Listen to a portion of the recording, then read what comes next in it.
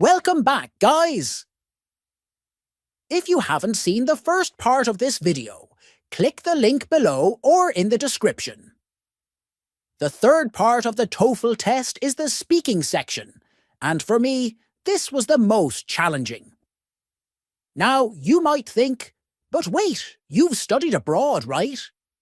And you're correct. I spent time in England and Canada, where I practiced English a lot with native speakers. I got comfortable speaking English in day-to-day life, so naturally, I thought I'd have no issues with the TOEFL speaking section. But here's the thing about TOEFL. They ask you to speak on the most random topics, things you never talk about in real life. And to make things even more difficult, you only get 15 seconds to think and 60 seconds to speak. It's absurd. So, my hack for the speaking section: templates. The test has 6 questions, and they follow a predictable pattern. I created a set template for each question, and today I'm going to share those with you. I'll walk you through how each question is structured, how to manage the limited time, and, most importantly, how to avoid the trap of overthinking. Now, I have to admit something. I was terrified of this part of the test. I listened to feedback from people who actually grade TOEFL speaking sections, and they mentioned giving lower scores to people who mumble or speak too slowly. And I remember thinking, what's too slow? What's too fast? How do I know? Even native speakers struggle with this. And to make things worse, they expect you to talk about topics that might never cross your mind. Like, why don't you like rock music? Give 2 examples. Really?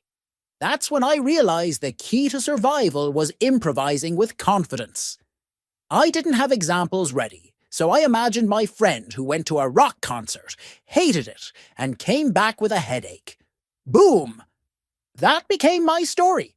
Yes, TOEFL advises you not to lie, but sometimes there's no other option. If you can't think of a real-life example, it's better to invent one than stay silent. Here's another tip.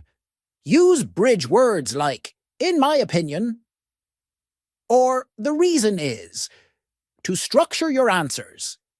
This helps you buy time and makes your speech sound more coherent. For example, if the question is, why do you want to visit the United States?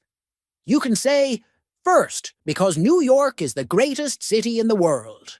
Second, the US offers a variety of climates, from the sunny beaches of Florida to the icy landscapes of Alaska. Remember, it's okay to leave a few seconds of silence. I was so nervous during my test that I forgot half of what I had prepared. At one point, I went silent for a full 10 seconds. But guess what? I still scored 30 out of 30. It turns out they don't penalize you for a few seconds of quiet if your overall answer is strong. So, let's break down each question type. 1. The first 2 questions usually involve giving 2 examples. They ask something like, why don't you like rock music? Or, why do you like your city? These questions are random, but the trick is to always have 2 examples ready. Don't stress too much if the examples aren't amazing. Just get through them. 2. The third question is easier because they give you a text and someone's opinion on it. You just summarize what you've read and what the speaker says. It follows the same format every time. The article claims. The speaker disagrees by saying. And then you provide the first and second reasons from the text and speech. 3. The fourth question is similar to the third, but with more specific examples. For instance, they might talk about top universities in the US, and you'd summarize the article and speaker's points. Again, it's formulaic.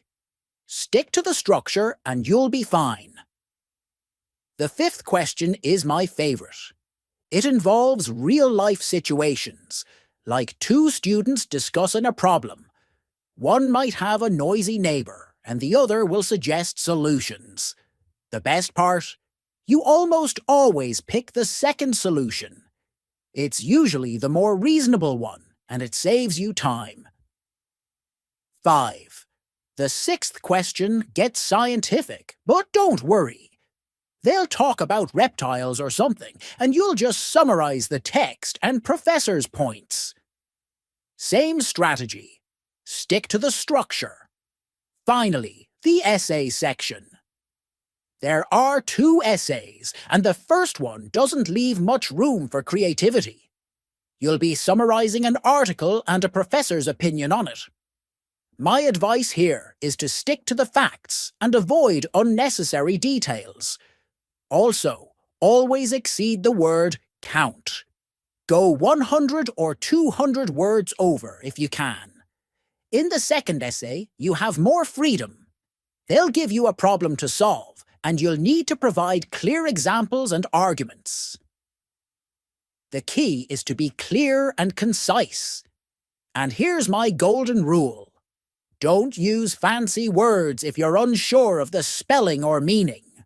It's better to write simple, error-free sentences than make mistakes with complicated vocabulary. So, that's it for the TOEFL speaking and writing sections. If you follow these templates and practice, you'll be prepared for whatever TOEFL throws at you. Trust me, I was in your shoes, nervous and unsure, but I scored 118 out of 120, which was more than enough for my university. If you found this video helpful, don't forget to subscribe. In my next videos, I'll share how I aced the GMAT, got into top US universities, and more about my life in the United States. Thanks for watching, and good luck with your TOEFL preparation. Catch you in the next video.